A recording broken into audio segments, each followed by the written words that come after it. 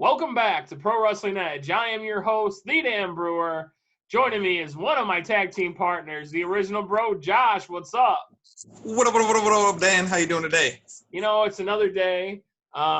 We got a good laugh in before we started recording here on something, so that always helps brighten up the day when you can get a good laugh in. Always is good. So how's it going, man? It's been a few days since I've seen you. You weren't able to be on the last podcast that we recorded. Yeah. We had my stepbrother had to work on Father's Day, so we celebrated Father's Day with him and my dad again on Tuesday. So that's why I was out. So shout out to them. You know, shout out to all the dads for late Father's Day. That's awesome. So before we get into anything, we will have a guest joining us soon. Before we get anything, let everyone know where they can find you.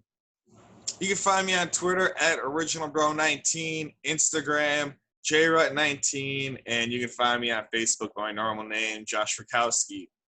Dan, where can they find you at, my man? You can find me at Dan Brewer on Facebook, The Dan Brewer on Twitter and Instagram, the podcast at PWE Pod on Twitter, Instagram, and Facebook. Can you let everybody know where they can find Gooch? They can find Gooch's Twitter at NickCaz1 with 2 Z's. His Instagram is PWE The Gooch. Facebook is his normal name, Nick Kazalukas. And I actually do not know what the TikTok is. I got to get that one. His TikTok is PWE. It's PWE The Pod Gooch. So I figured it was going to be PWE Gooch something. Yeah, I believe it's PWE The Pod Gooch. And Brandon, you can find on Twitter at PWE_Big Kaz with 2 Z's, and Brandon Kaz Lucas on Facebook. You can email us at ProWrestlingEdgePod@gmail.com. Josh, where can they hear us? You can hear us on every social media outlet, basically Apple, Google Play, Spotify, TuneIn, Radio.com, and iHeartRadio. Everywhere you can get us, Spotify. Yep, those are the main ones, but there's a ton of other ones. So anywhere you can stream podcast, you can hear Pro Wrestling Edge. Any shout-outs today? Yes. Shout out to Martha Ford for getting rid of the Lions. It's staying in the family, but at least she don't got control of it again. So you know what? Hopefully this is a turn to the future, and we're going to the top, baby. You heard it here first. Josh, I love you now. You're my brother. But it's your daughter. It's gonna be the same old stuff until. So why not be sitting there going, oh well, I could do this better, Mom. I can do it better this way. If we would have done this, like I said, we'd already be here. So you got to stay positive on the Lions. They break your heart every year, so you always got to stay positive. I know we're getting way off topic of wrestling, but apparently this plan for her to take over was in place before their dad died.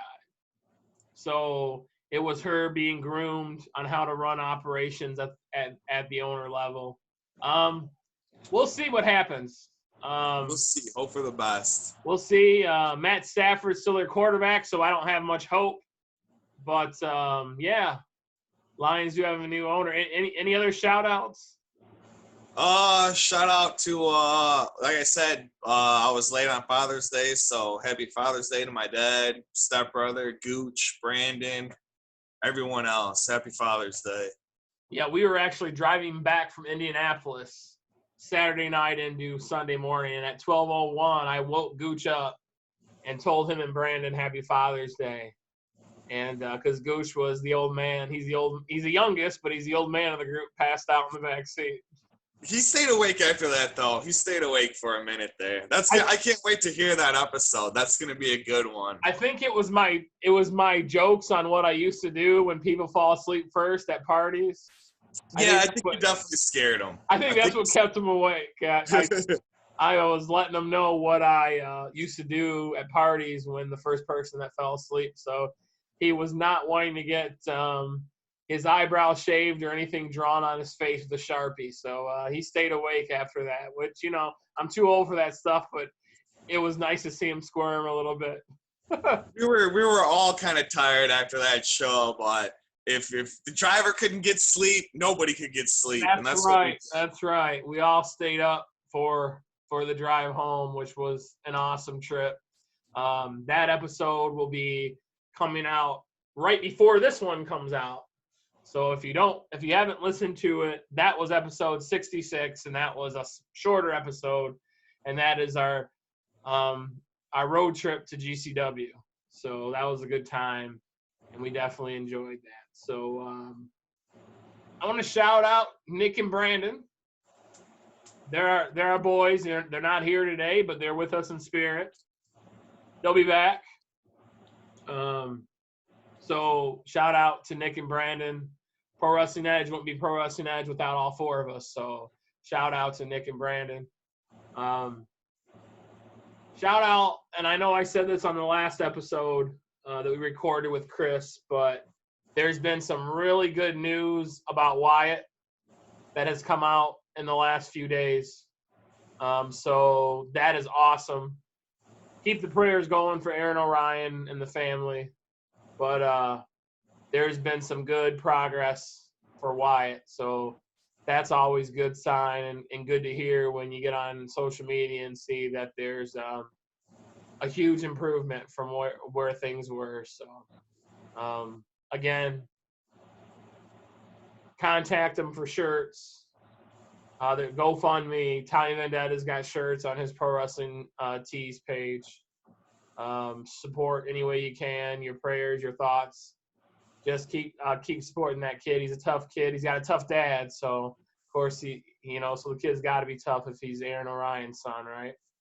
Hell yeah! Seen that man take down a ring by himself. Yeah, I mean, yeah, Aaron O'Ryan's special. We're gonna try to get him on once things get a little bit back to normal in his life. We're gonna have him on the show, but. Josh, this is episode 67. We're getting close to that big old triple digits, baby. We are getting close. Hopefully it's sooner than later. Hopefully we can get that in soon. And get them back in studio too. Yeah, and get some people in studio or have them maybe we'll do the 100th through Zoom so we can have people on like we did. Have a whole bunch of that. That'd be interesting. Yeah. That's an idea. Stay tuned. Yeah, do Zoom and just get a bunch of people on that were past guests. Only 30-something more. So you weren't on the last episode that we recorded with Chris. Nope. How'd you like Jeremiah's little cameo at the end? Dude, I loved it. I enjoyed it. I thought that was the best part because, obviously I got both of them guys on social media, on Facebook and whatnot. So I seen their little bickering back and forth to begin with. And then for them to take it to the next level and bring it on the show here was just fantastic. I hope we get to see more of that stuff, that kind of action brought to Pro Wrestling Edge. That'd be awesome. And I'm excited to see Ohio lift their restrictions to where Chris and the guys at RPW can start running their shows in their hometown. This will come out after the undisclosed location show that is being put on by Horror Slam and RPW. But I know I'm just excited. And you know what, one thing that I'm really excited for with RPW is the band. Yeah, so am I, dude. I geeked out when he mentioned that. That's really wicked. I always wondered if I'd ever come across a show with that kind of a atmosphere going with it, because Horror Slam and deathmatch wrestling and hard rock and all that's kind of the same thing, I'm real intrigued. I don't know if you ever watched Lucha Underground, but Lucha Underground had a band. Yeah, I did watch a little bit of Lucha Underground. So as soon as he said that he had that background in music, and Brandon asked him about that, and he said a band was coming on, the first thing I thought of was Lucha Underground, which tells you. And I think he said it was like a Lucha Libre band too. But what excites me about it is the fact that I always thought for that reason Lucha Underground was thinking outside the box. Yeah, it was nice to see what RPW is going to do, because they're definitely thinking outside of the box, having a band there. So I'm definitely excited for what's going on. Yeah, I'm very excited to see what's happening, man. Our guest will be joining us soon. Look at that. See, I told you we'd be able to catch up here. We're going to be going live with someone special again. Yeah, we have a guest joining us here. He should be he's coming on now.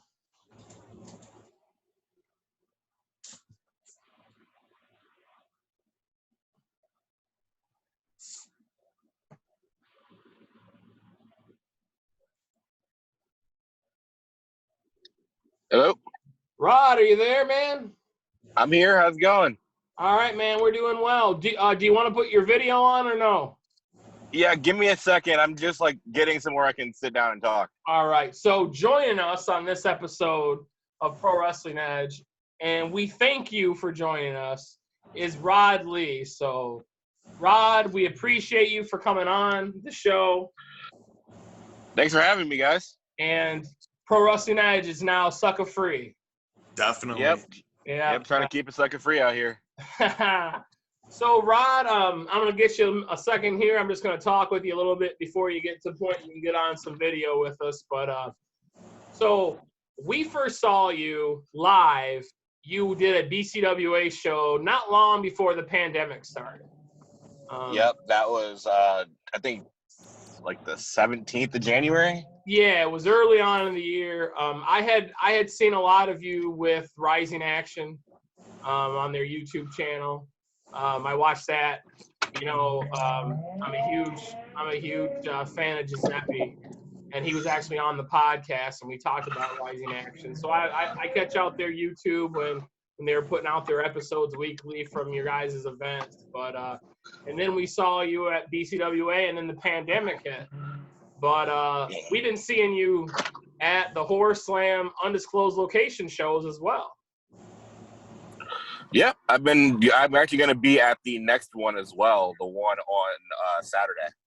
That's awesome. So this will come out the Monday after, but we've been talking about that. We had Chris on from RPW talking about it. There he is, the man, sucker free, Rod Lee. What's going on? What's going on? So like I said, we've been seeing you. I think you came in at undisclosed location show number 2. I did. I didn't hear about the first one, but I got in contact with everyone after the first one, and I made sure I've been the second and third. Second and third. I had to miss the last one because I was getting this done. I can kind of show you a video of it. Yeah, he had a tattoo. Yeah. We missed the second Wyatt benefit show as well. We weren't able to get out there with our work schedules, get out to St. Clair Township for it to start. But yeah, and you know what?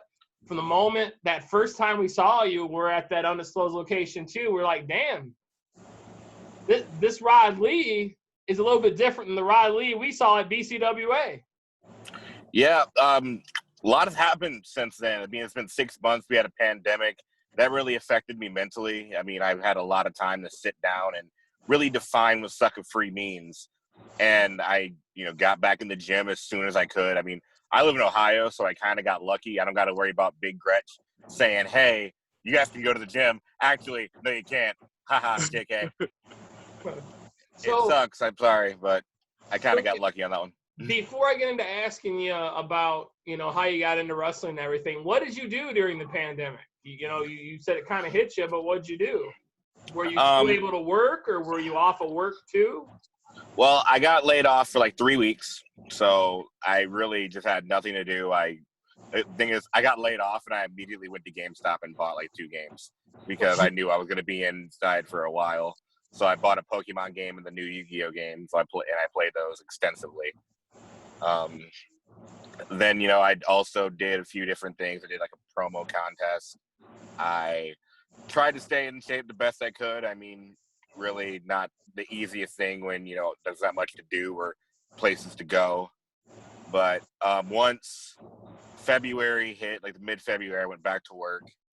And then after that, the wrestling school I go to, Skull and Bones, in Toledo, it opened back up at the beginning of May. So that really helped me as well, because then I could get back in there, get back in ring shape. So by the time the next show happened, which was like a month away, once I found out about Undisclosed 2, I was like a month back into my training. That's awesome. So How did you get into not getting into when you got into wrestling yet, but when did you get introduced to wrestling as a fan? I mean, is it something that's always been a part of your life, or how did wrestling get introduced to Rod Lee? Well, I would say I was about 10, 11 years old when I started watching wrestling. So I missed like the Attitude Era and everything. I got in during the Ruthless Aggression era. Okay. I was a big John Cena fan growing up, big RVD fan too. Nice. Yeah, like those are like two of my favorite guys. Like honestly, I just went back and watched their match at ECW One Night Stand 2006. Mhm. That is still like one of my favorite matches of all time. It's just a great atmosphere. It's the right guy won, in my opinion. It's just a really good match, and I learned a lot from it, even to this day. I mean, you can't go wrong with much from ECW. It was all I was a huge ECW fan, so you can't go wrong with liking anything from the ECW time. When did you decide to make that transition from a wrestling fan to that you're going to go train and get into wrestling? The official, like, I kind of had the idea for a few years. I mean, my best friend Marcus Everett, he's been wrestling since about 2015, and I was kind of training with him, but I also had a lot going on in my life at the time. But once 2018 hit, late 2018 is when I started training. I finished my training in 2019 at Ohio Pro Wrestling Academy down in Columbus. So I had my first match May 4th, 2019. Who was your trainers down there at Ohio Pro Wrestling? James Avery, Tommy Chill, and Cyrus Poe. Nice. And then you said you then moved on and you were training with Skull and Bones and Trey Miguel. Yes, that's where I train now. I train over at Skull and Bones. It's actually like not too far from the house. I went from driving like 3 hours there and back, like 3 hours there and then 3 hours back for training, to like driving 5 minutes. Yeah, that's pretty awesome, and to learn from guys like Crimson and or whatever he's called. He's got so many different names he's went by in the business. I just call him CK. And, Trey Miguel. Josh, do you have any questions about wrestling school or anything? Yeah. So, what was it like taking your first initial bump? Talk us through the process of that. How'd that feel? The first bump, honestly, it was pretty bad. Not because I like whacked my head or anything, but the ring that I was in, looking back on it now, was literally boards, canvas. There was no, like, now, like, most of the rings that I've been on have some sort of a padding, like nothing great, but it's still there. Yeah. And then but the first one I ever hit was like, oh. So I interviewed way back. Oh man, this was probably in November. I interviewed Gracefully Chosen, and I asked them about their first bump they took, and I think he goes by Hosea now. Said that he had a headache for a week, and it wasn't that he hit his head, just not used to taking that jar on his body, and he just had a ringing and a headache for like a week. Well, I played football along with other sports, so contact wasn't, the problem. I mean, I don't know his athletic background, so I don't know if that's the case with him, but I felt it. I was definitely sore for like a couple days, but I didn't feel like I had a headache or anything. Gotcha.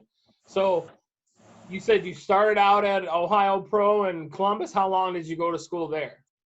I went to school there for, let's see, my wrestling training is actually a very interesting story by itself, because I originally started training in Toledo at a school that no longer exists, and that didn't really work out. I didn't feel like I was getting adequate training, so I decided I was going to take what I had learned and end up going down to Columbus. And I was only there for like less than like a month before they were like, okay, you just needed a little bit of fine tuning and you're good. And then I started kind of learning on shows from there until, I was still going to training, but then Skull and Bones opened up. I want to say, it opened in September. So I started going there instead because, again, right around the corner. Yeah, I noticed there some pictures you've put up on social media after they opened back up about being there, working and then going to Skull and Bones, for the evening for your training. So, Yep. and you said your first match was in May of 19? Yep, May of 19, May 4th, Star Wars Day. And who did you first work for on that day? What promotion? Northwest Ohio Wrestling. All right. NOW. So, yeah, I think Justin Pilgrim worked there a lot in the past. He did. A lot of people I know worked there. Cruiserweight. I think he was their cruiserweight or like their middleweight champion for a while. Yes, he was. Yeah. So you worked there. Now, obviously, right now you're not working, any of those promotions. But did you work them regularly after that as well, or was it a one-time shot? I ended up working for them until the promotion went closed down back in September of last year. Okay.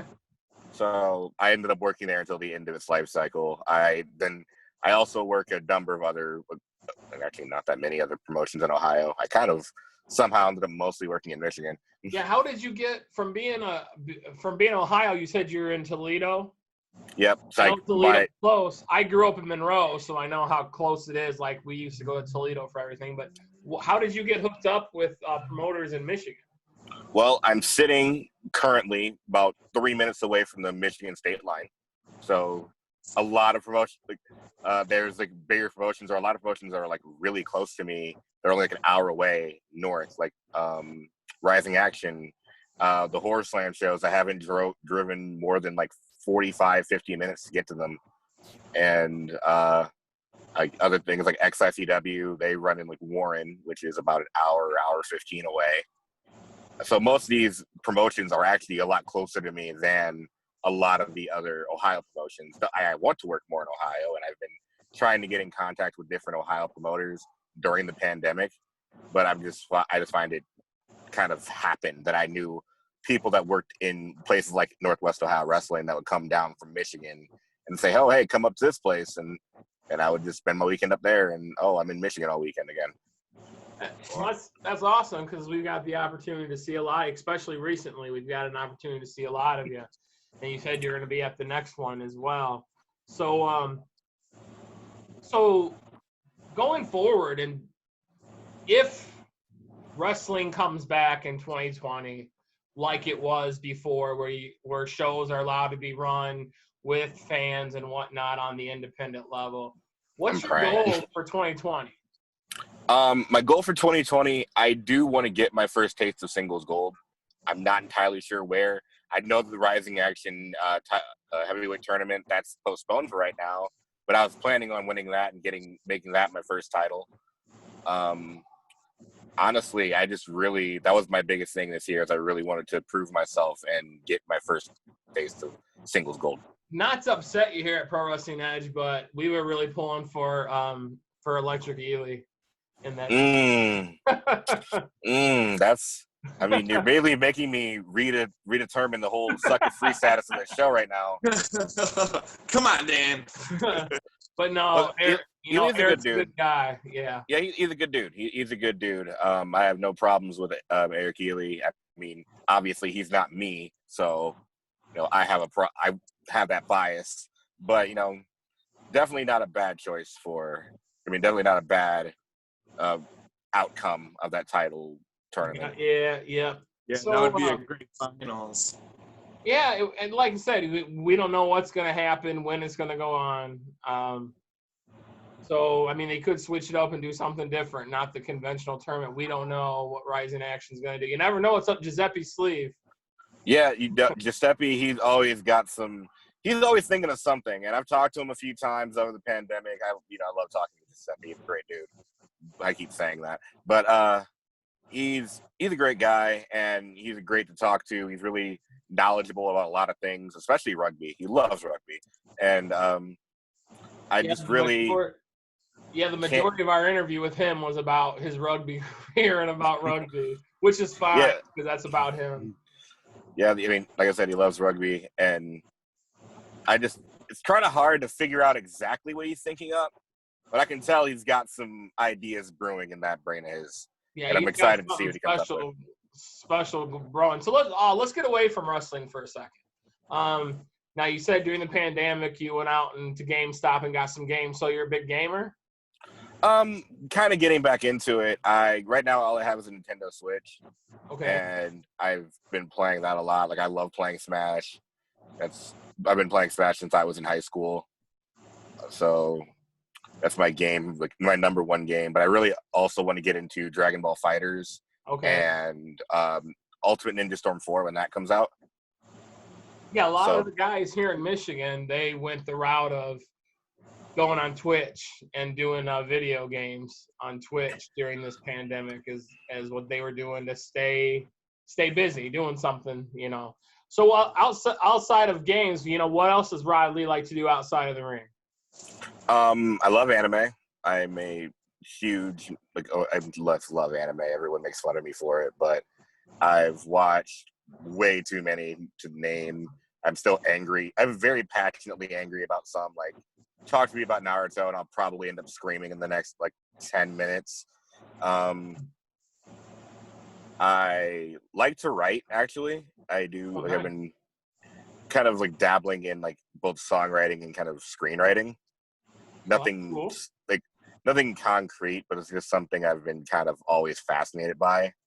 And another thing I've been kind of looking into is, just getting more into music. Like, one of my really close friends is in multiple bands and went to school for a variety of music skills. And I've always been fascinated by things like that. So I listen to a lot of music. I kind of study it. Never really learned how to play an instrument, but I really want to. That's awesome. So which show was it, Josh, of the undisclosed location shows that he was in the match with? I think it was number 3, the Wyatt Benefit show, where it was him versus Percy. That was the 5-way dance. Yeah. Yep. That was number 3. Yeah. So it was you, Percy, Kalam, Brian Cruz. Who else was in that match? Josh, can you remember? I remember. Who was in that match, Ryan? Jarris Gray. Jarris Gray. Why did I forget? He's going to be mad at me for forgetting that he was in that match. Because Yeah, I joke with him. I joke with him and Jimmy that Jarris is the full-time Grey Wolf, because Jarris has been to every one of the undisclosed location shows, and Jimmy hasn't been able to make it to all of them. So I teased him about that, him being the full-time Grey. That match was phenomenal. You guys put on a show on that match. Thank you. I'm glad you really enjoyed it. I mean, I don't like it when people try to infringe on my gimmick, even if it is bad twerking, but I have to make sure that all of my matches stay sucker-free, and that was definitely not sucker-free. So I talked before that match with Percy, trying to get him to jump off the roof on you guys. And he just wasn't for it. He didn't want to do it. But I was trying to say, well, why don't you do a spot where you jump off the roof on those guys? And he's like, nah, only if I can do a phenomenal forearm. I was like, well, that doesn't make for good stuff. You can't do a phenomenal forearm off the roof. That would definitely not. I mean, I guess. I don't know. Live your best life, Percy. Hi, nice to see you if you're watching this. Percy's going to be on the show. So I'll definitely bring that up to him again, that, he didn't fit that spot in the match. I want him to come off the roof. Well, ask him how it felt to get super kicked, too. Dude, I love that. You decapitated that man. I told you, I keep things sucker-free, and you see what happens when you aren't sucker-free around me. I thought you knocked some of his teeth out. So going forward in 2020, is there anybody particular you're looking to fight? Should I just say anybody that's not named Dre Jacobs? Because I think I've been very, very, very vocal about that one. Yeah, definitely. I have a number of people I want to get my hands on, like one-on-one, multi-man, really anything. I've gotten one Grey Wolf, so I want the other. So Jimmy Gray, obviously. Blake 182, that's my boy, and I need to work with him. I need to fight that man one time for the one time. It's weird. Like, I always have a list, and then the second someone asks me, it kind of blanks out. TJ Miller, I really want to work with I really want to wrestle TJ. Justin Pilgrim, you mentioned him. I've wanted to wrestle him for a while because I was watching him while I was training and saying, man, that dude, he had a nasty spine buster. Yeah, and he's back too. He's ready to go. He got in the ring before that Wyatt benefit show, and he took some bumps with Dread King, and Justin Pilgrim's ready to go. He's I saw that. to get out there. Yeah, I saw that. I mean, I saw he was really getting into it, and I was happy for him, and can't wait to wrestle him. Also, speaking of Dread King, that's another person on my list right there. Well, that's my personal homeboy, Rod. So, that one I might not be on your side. I might not want that one to be sucker free because Dread King is my homeboy from day one. The thing about being sucker free is I'm not saying that I'm going to win the match if I'm saying it's sucker free. I'm saying that I'm going to push you to be the best you can be, and that's what sucker free means. So wrestling Dread King one way or another is going to be sucker free. That's awesome. So I know Josh wanted to ask you a question. It's funny how much you've called out Dre Jacobs. And I know there's been talk about a match with Dre Jacobs and Time Vendetta being maybe like a death match. You've been wrestling for Horror Slam. Josh, what was it that you wanted to ask Rod? Are we going to see Rod Lee take a death match sucker free? Look, I just got to Horror Slam. I did. I really wasn't thinking about doing death matches. I haven't really been exposed to that world up until recently. So I'm gonna hold off on an answer for that. But also, I don't want to forget Tommy Vendetta. I do most of DTA, well, actually all of DTA, I want to wrestle as well. I know Aaron currently has his own situation, so I don't know if we're gonna get to wrestle this year. But honestly, all of DTA, they're all amazing athletes, and I want to wrestle all of them. Yeah, who, of course, Time Vendetta is awesome, and Aaron O'Ryan's awesome, but Adam Wick I think you and Adam Wick would have one killer match because Adam Wick is really good too. I think that'd be a good match, Adam Wick and Rod Lee. I would agree. I would definitely agree. Wicked is wicked good, and I say that to him every time I see him. So Josh brought up something before about him asking about the death match before you came on, and you used the pick. You could put some spikes on that pick and use it in a death match. Just saying, if you decide one day to get into death matches with Horror Slam. That is definitely a valid point. Like, I do have the pick, and I do have some metal ones too. So all it takes is a file. I have one at work. I can just file it down and we're ready to go. And one more thing about Tommy Vendetta that I just find kind of interesting, if we did have a match, I was actually in the Navy. So it would be like the Navy fighting the Marines. Yeah. That'd be cool. I think, yep. So how many? Yeah. So how many years were you in the Navy? Was that right in high school? Yeah, it was a year after high school. I was in for 3 years. Then I got out. I got out early. I had some issues, but well, thank you for your service, brother. Yeah, no problem. So we asked you about like dream opponents in the independent scene. You could have a dream match with anyone, not necessarily tied to the independent scene. They could be in a promotion that we watch on television. Is there anyone that you've looked at and said, man, one day I would love to get in the ring with this person? I mean, of course I have. Obviously, like, it kind of goes back to the thing that just happened. My mind is blanking right now, but 1 second. AJ Styles, honestly, I've been watching him since like 2004. So, like, I was a TNA kid as well as a WWE kid growing up. So nice. I was obvious. Too. I like TNA. So that's a big one. Rob Van Dam, that would be another one. That's just kind of right there since I'm already saying it. Willie Mack, actually, that'd be another really big one for me. I love Willie Mack. I think he is so underrated and he doesn't get the just he deserves.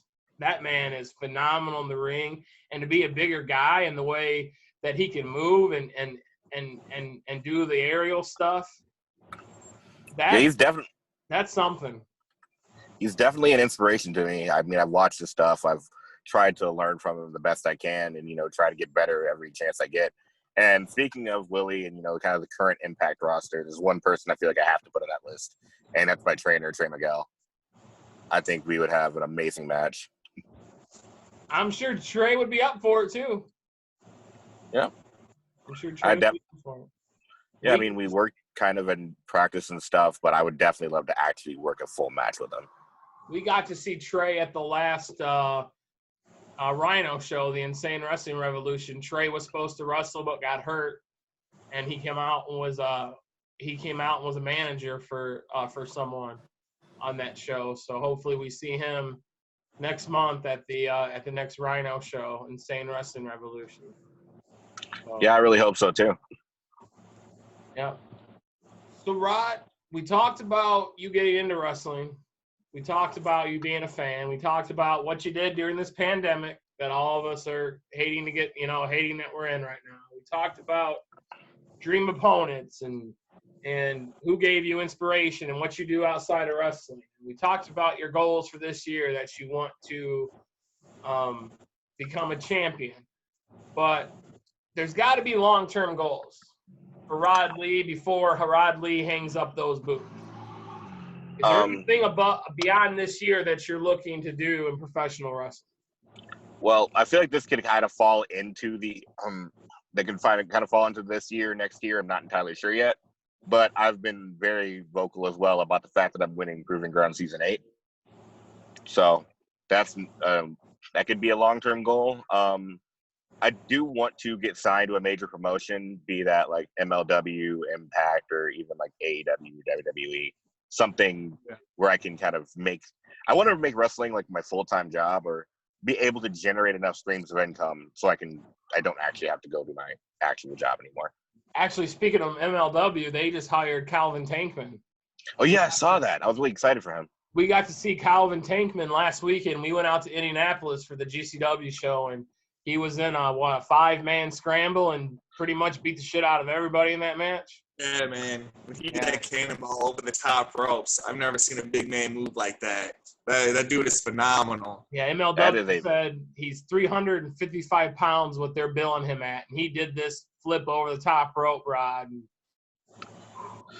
Yeah, it was special. I've been seeing clips and stuff from the GCW show, the last one, and I was like, man, I really want to get in, do what they're doing as well, especially since they already kind of work with Horror Slam. I would like to kind of make that transition. I mean, we were impressed and we were warned ahead of time before the show. We were out there, and Jeremiah Goldmain and some of the guys from Horror Slam were there, watching, working at the show, and he said, "Don't sleep on Calvin Tankman." And boy, was Jeremiah right, because Calvin Tankman is the real deal. I'm looking. Jeremiah is a smart man. Yeah, I'm looking forward to see what Calvin Tankman can do in MLW, for sure. Yeah. I'm excited to see that as well. That'd be something good down the road too, a Rod Lee Calvin Tankman match.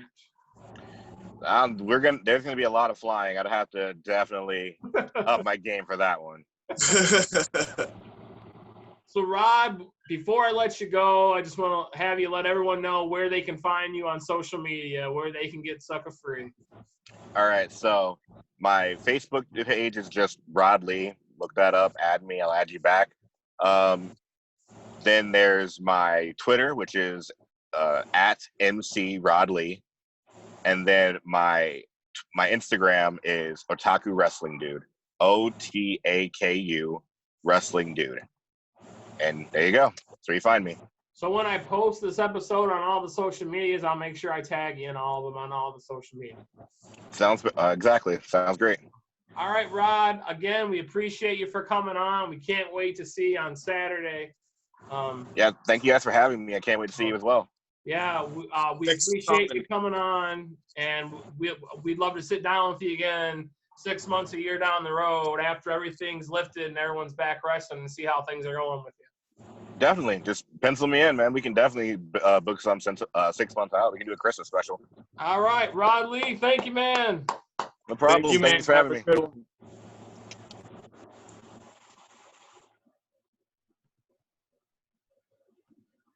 that was Rod Lee. That's a good one. Yeah, that was a good one. So we're going to wrap this one up. Again, we thank Rod Lee for coming on with us. That was good because most of the talent we've had on in the past have either been trained by Truth Breyer or Scott D'Amore at Can-Am. So this was nice to get someone on that was, that was trained and came from a different background. Yeah, get another perspective from other wrestling camps out there. So, Josh, do you have any final words? Not that I know of, except for Wyatt Strong and peace out.